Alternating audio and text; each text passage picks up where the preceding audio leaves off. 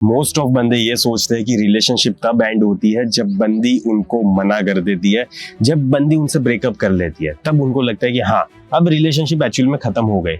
लेकिन मेरे भाई, जब वो तुम्हें बोलती है ना, उससे महीने पहले रिलेशनशिप ऑलरेडी उसके लिए खत्म हो चुकी होती है। बिकॉज एक रिलेशनशिप कभी भी एक मोमेंट की वजह से खत्म नहीं होती, कुछ रीजंस हुए होते हैं, कुछ स्पेसिफिक चीजें हुई होती है एंड हम वो मोमेंट को समझ ही नहीं पाते कि कब एक्चुअली में ऐसी चीज हुई थी जिसकी वजह से आज वो बंदी तुम्हारी रिस्पेक्ट नहीं कर रही एंड तुमसे अट्रैक्टेड भी फील नहीं कर रही एंड वो नहीं चाहती कि वो रिलेशनशिप को वर्कआउट भी करे, कुछ भी नहीं चाहती वो। उसके लिए रिलेशनशिप तब एंड हो जाती है जब उसके लिए तुम्हारी रिस्पेक्ट खत्म हो जाती है। एंड हमें हमारे दिमाग में क्या लगता है पता है, कि सारी चीजें नॉर्मल है, कुछ भी दिक्कत नहीं है, सब कुछ मजे में आराम से सही से चल रहा है।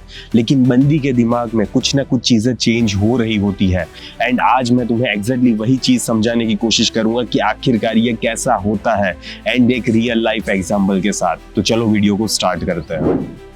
एक बंदा था जिसने अपनी सिचुएशन ऑनलाइन शेयर की थी। उसने बताया कि अभी उसका रिलेशनशिप करंटली 1 साल का था एंड सब कुछ स्टार्टिंग में मजा आ रहा था, बंदी अच्छे से बात कर रही है, constant messages, constant calls and रात को भी बिना कोई वजह आराम से बस सेक्सी टॉक करने के लिए वो बंदी कॉल करेगी।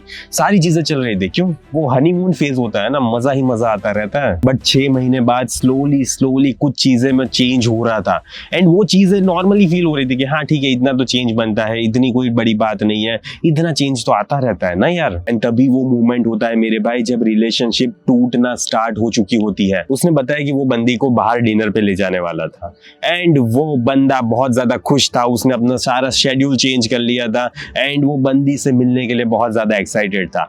तभी थोड़े टाइम पहले, 2-3 घंटे पहले बंदी का कॉल आता है और वो बंदी बोलती है उससे, अरे यार मैं है ना एक्चुअली मेरे फ्रेंड्स के साथ बाहर जा रही हूँ तो मैं नहीं आ पाऊंगी तुम्हारे साथ। एंड यहीं पे मेरे भाई बहुत ज्यादा इंपॉर्टेंट मूवमेंट था, लेकिन यहीं पे लोग भसड़ मचा देते हैं। पता है मोस्ट ऑफ बंदों को ऐसा बोलना चाहिए, यार हमने ऑलरेडी ये प्लान करके रखा था, चलो कल मिलते हैं। लेकिन नहीं, हम ऐसा नहीं बोलेंगे। हम क्या बोलेंगे, अरे ठीक है तुम अपने फ्रेंड्स के साथ एंजॉय करना, बाय। ठीक है, अब हाँ ठीक है, सरफेस पे ये अच्छा एंड पोलाइट रिस्पॉन्स तो लगता है, लेकिन दिक्कत ये थी कि उसे वहां पे आर्ग्यूमेंट नहीं करनी थी एंड इसीलिए उसने वो चीज बोली। बट यहीं पे एक सटल चीज होती है मेरे भाई उसके दिमाग में। उसे लगता है ना कि ये बंदा मेरे अराउंड उसकी लाइफ घुमा देगा एंड मैं जैसा बोलूंगी ना वैसा होता रहेगा इस रिलेशनशिप में, क्योंकि ये बंदे के लिए सबसे ज्यादा इंपॉर्टेंट मैं हूँ। नाउ अगेन, ये कोई ह्यूज मूवमेंट नहीं था। इस मूवमेंट पे ऐसा नहीं हुआ था कि अट्रैक्शन सडनली ड्रॉप हो गया, ऐसा नहीं होता, धीरे धीरे होता है। उसके बाद चीजें चेंज होती गई, उसके रिप्लाईज और ज्यादा स्लो हो गए, वो वापस प्लान्स को कैंसिल कर देती, अचानक सडनली प्लान कैंसिल, नहीं आ पाऊंगी मैं, या तो फिर अब घंटों लगा रही है तुम्हारे मैसेज का रिप्लाई करने में। एंड हर बार वो बंदे का रिस्पॉन्स भी same, overly nice, overly available. उसने कभी भी उस बंदी को चैलेंज ही नहीं किया एंड इसी वजह से धीरे धीरे डायनामिक्स फ्लिप हो रहा था। वो बंदी तुम्हारे बारे में ऐसा सोचनी चाहिए कि ये मेरा बंदा है एंड मैं रियली में इसे बहुत ज्यादा पसंद करती हूँ एंड मैं रियली में इसे बहुत ज्यादा एडमायर करती हूँ। लेकिन पता है वो बंदी क्या सोच रही थी, वो बंदी ऐसा सोच रही थी, यार ये बंदा तो मेरे आगे पीछे ही घूमता रहेगा है, ये क्या, ये तो मजाक है, ऐसा समझती है वो तुम्हें। अब महीनों बाद एक स्ट्रेंज चीज होती है, वो बंदी बोलती है, अरे यार तुम वैसे हो तो अच्छे बंदे, लेकिन पता नहीं क्यों पर मुझे कुछ ऑफ फील हो रहा है, मुझे इतना ज्यादा वाइब नहीं आ रही एंड मुझे इतना ज्यादा मजा नहीं आ रहा। अब उसके पर्सपेक्टिव से ये सारी चीजें जीरो सेंस बना रही थी, क्योंकि उसे लग रहा था यार मैं तो लॉयल हूँ, मैं इतना ज्यादा केयरिंग हूँ, मैं कभी भी झगड़ा भी नहीं करता एंड वो तो एक परफेक्ट सा बंदा था। सो कैसे आखिरकार ये बंदी मेरे लिए अट्रैक्शन लूज कर सकती है, उसे समझ ही नहीं आ रहा था। लेकिन उसे यह समझना चाहिए था कि महीने पहले एक छोटी सी चीज हुई थी जिसकी वजह से धीरे धीरे अट्रैक्शन ड्रॉप होता गया। ये सडनली नहीं होता मेरे भाई, इसको टाइम लगता है। कभी भी तुम एक जगह पे हथौड़ा मार रहे हो तो तुम्हें क्या लगता है एक ही बार में टूट जाएगी वो चीज?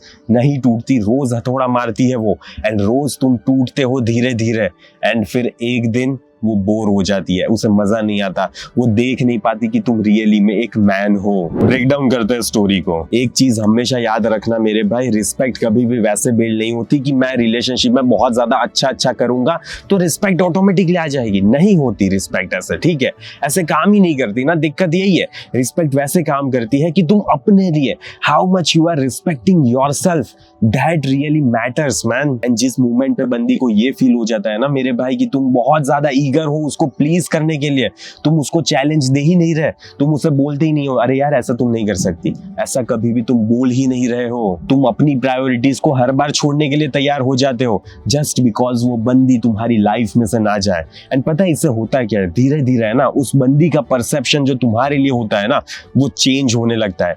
वो इतना ज्यादा अच्छे फीलिंग नहीं फील करती तुम्हारे साथ, एंड ना ही वो तुम्हें एक पार्टनर की तरह देख पाती है। एंड इस मूवमेंट पे वो तुम्हें बस एक ऐसा बंदा समझ रही है जो उसके लिए कुछ भी करेगा एंड जो उसके अराउंड घूमता रहेगा। तो ऐसे पता है उस रिस्पेक्ट नहीं कर पाती यार वो बंदी तुम्हारी। कैसे रिस्पेक्ट कर पाएगी जब तुम खुद अपनी रिस्पेक्ट नहीं कर रहे, तो वो बंदी कैसे तुम्हारी रिस्पेक्ट कर पाएगी। एंड अगेन मेरे भाई ये सारी चीजें इमीडिएटली नहीं होती, ग्रेजुअली होती है।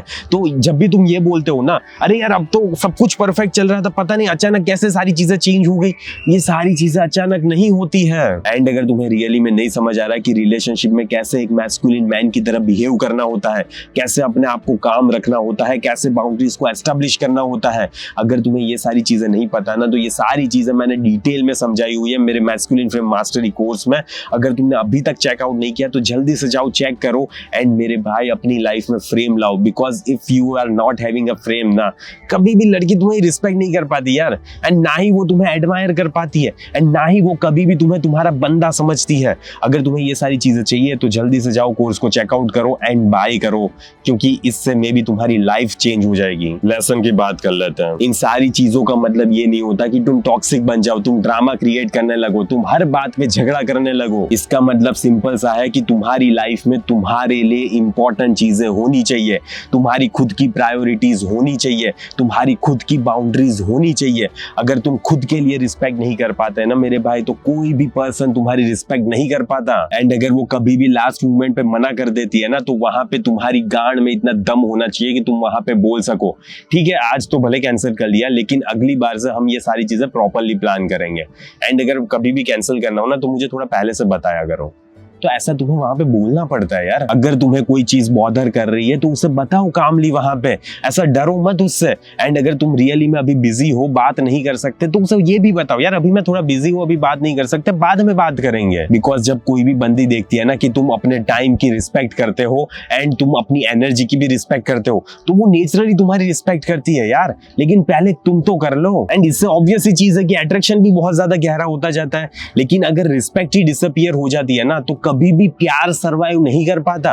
रिस्पेक्ट नहीं है तो प्यार कभी भी चलेगा नहीं। एंडिंग की बात कर लेते हैं। सो नेक्स्ट टाइम तुम्हें कभी भी ऐसा फील हो ना कि रिलेशनशिप में कुछ दिक्कत आ रही है एंड कुछ चेंज हो रहा है तो अपने आप से ये सवाल पूछना कि क्या मैंने ऐसा कुछ किया था जिसकी वजह से वो बंदी ने मेरे लिए रिस्पेक्ट लूज कर दी है। बिकॉज मोस्ट ऑफ बंदों को यही लगता है कि दिक्कत तब आती है जब बंदी ब्रेकअप कर लेती है, लेकिन नहीं मेरे भाई, दिक्कत तब आती है जब उसने तुम्हारे लिए रिस्पेक्ट लूज कर दी है।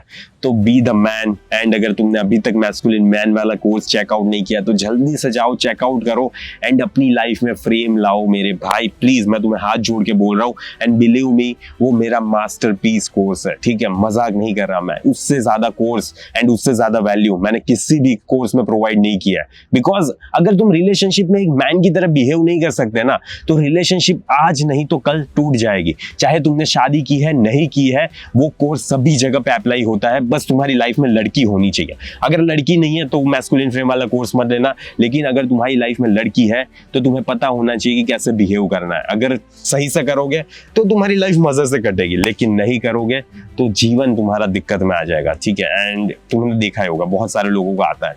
तो just behave like a man and everything will be sort out okay.